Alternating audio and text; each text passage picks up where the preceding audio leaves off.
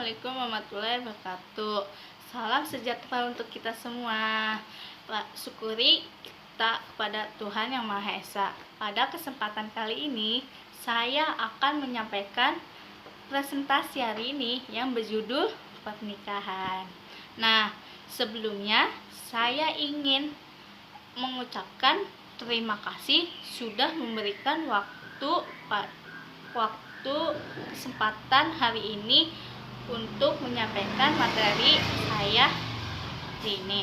Nah, baiklah, saat ini saya akan memulai presentasi hari ini. Nah, saya akan menyampaikan nama saya Jafarina Hafijah. Saya asal Universitas Prof. Dr. Hamka Huhamka. Baiklah, saya akan mempresentasi saya saat ini. Baiklah, saya akan menyampaikan materi saat ini tentang pernikahan dengan menggunakan alat metode PowerPoint. Apa itu pernikahan? Pernikahan secara umum adalah berkumpul suatu atau bergabung.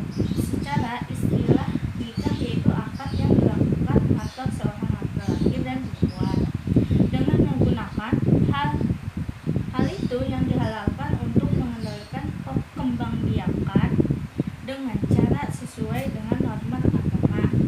Atau pernikahan bisa disebut juga dengan kebahagiaan bagi seseorang yang menjalaninya.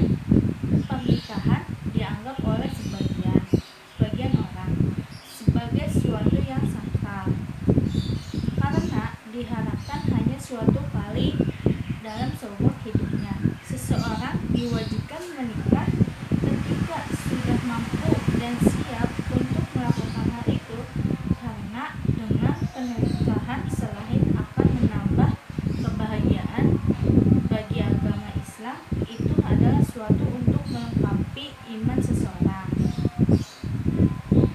Di dalamnya agama Islam, Allah mengajukan kita bahwa melaksanakan pernikahan merupakan sebuah proses di mana seorang perempuan dan seorang lelaki menyatukan hubungan mereka dalam ikatan kekeluargaan dengan tujuan mengatur kehidupan di rumah tangga dan keturunan. Pernikahan dalam Islam merupakan sebuah proses yang sakral, mempunyai yang adab-adab tertentu dan tidak bisa dilakukan secara asal-asalan.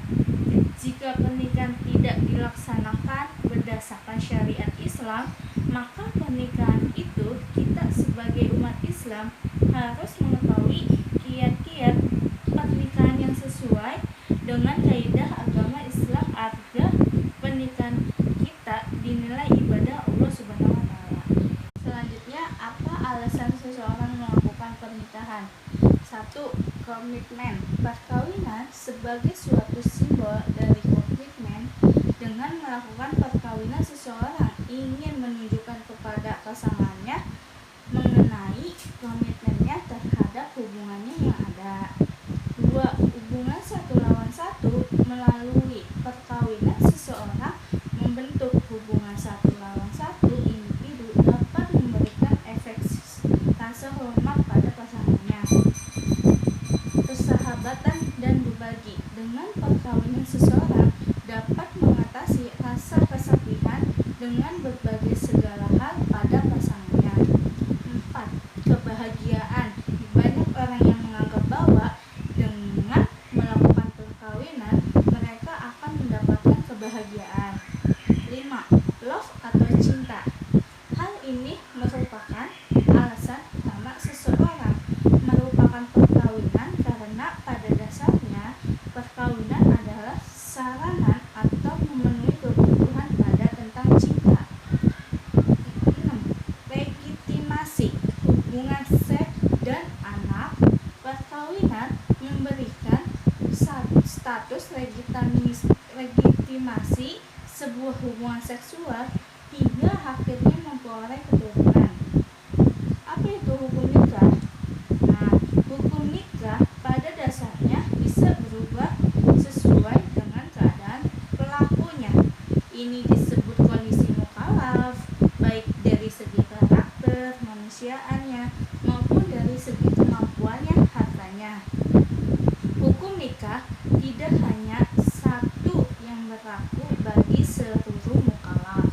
Masing-masing mukallaf mempunyai hukum tersendiri yang spesifik sesuai dengan kondisinya, yang spesifik pula baik persyaratannya harta, fisik, dan atau akhlak.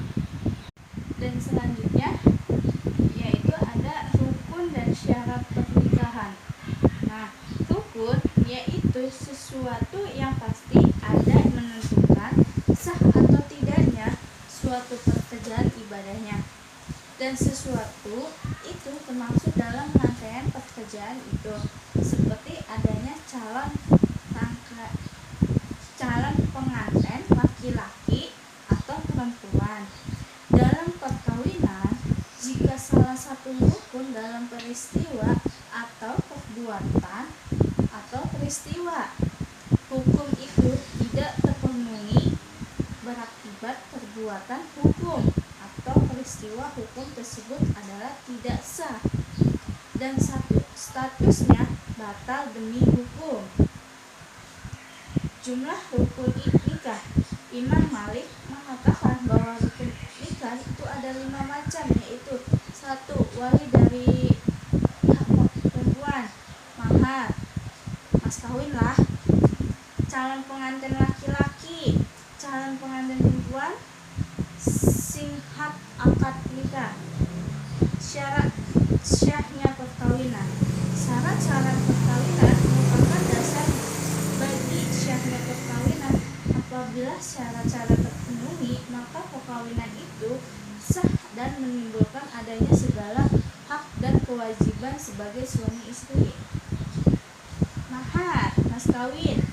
Mahar adalah mutlak calon mempelai wanita dan kewajiban mempelai pria atau memberikan sebelum akad nikah dilangsungkan.